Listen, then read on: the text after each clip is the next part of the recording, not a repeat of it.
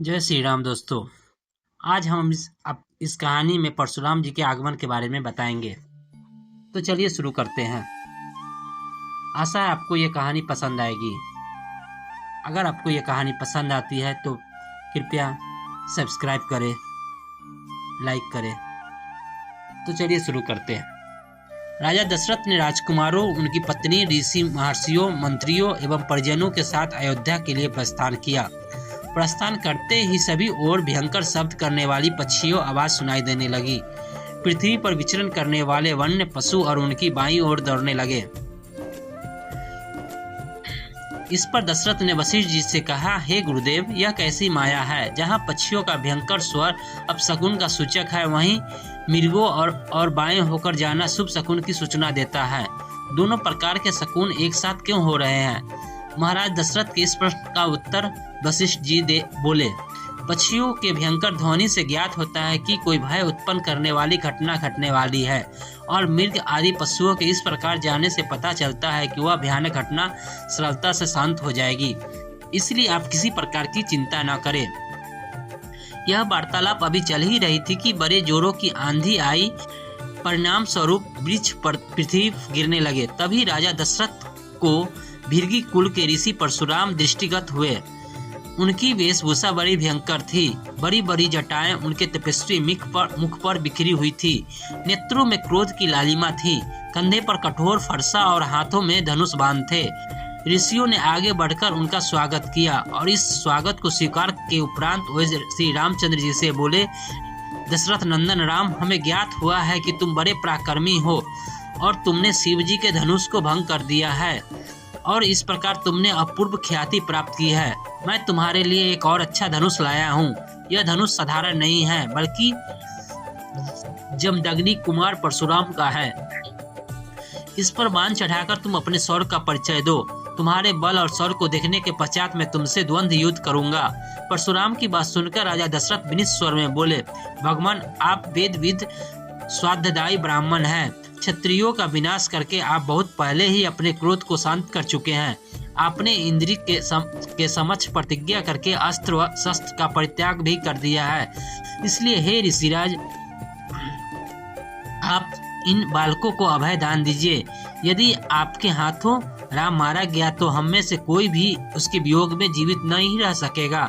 परशुराम जी ने दशरथ की बात पर कुछ भी ध्यान नहीं दिया। वे राम से बोले, राम, संसार में केवल दो ही धनुष सर्वश्रेष्ठ माने जाते हैं। सारा संसार उनका सम्मान करता है। विश्वकर्मा ने उन दोनों को स्वयं अपने हाथों से बनाया था। उनमें से एक भगवान शिव के पास था और उसी से भगवान शिव ने त्रिपुरासुर का वध किया था। तुमने उसी धनुष को तोड़ डाला। दूसरा दिव्य धनुष मेरे हाथ में है। यह भगवान विष्णु का धनुष है। यह भी पिनाक की भांति ही शक्तिशाली है। एक बार शिव और विष्णु में भयंकर युद्ध हुआ। विष्णु को देवताओं ने श्रेष्ठ मानकर शांत किया।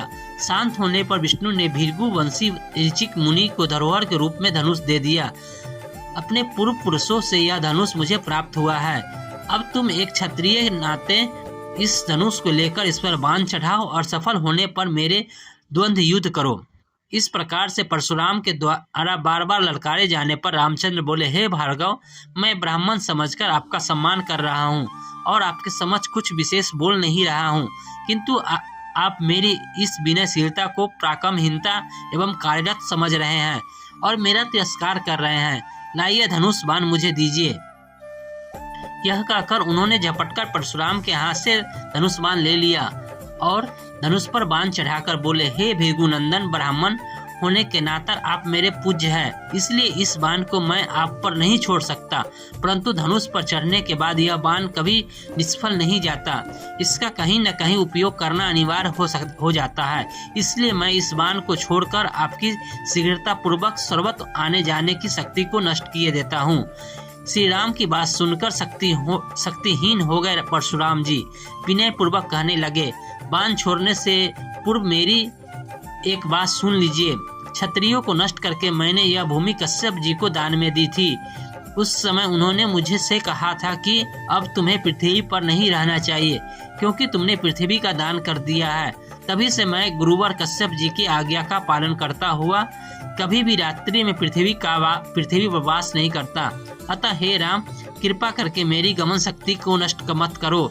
मैं मन की समान गति में महेंद्र पर्वत पर चला जाऊंगा।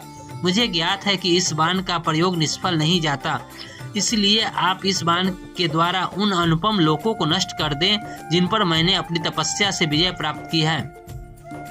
आपने जिस सरलता से इस धनुष पर बाण चढ़ा दिया है, उससे मुझे विश्वास हो गया है कि आप मधुर राक्षस का संहार करने वाले साक्षात विष्णु हैं। राम ने परशुराम की प्रार्थना को स्वीकार किया और उनके द्वारा तपस्या के बल पर अर्जित समस्त पुण्य लोकों को नष्ट कर दिया।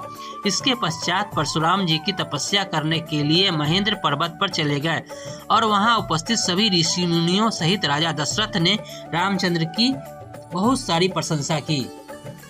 आज की कहानी यहीं तक। आशा है आपको पसंद आया होगा।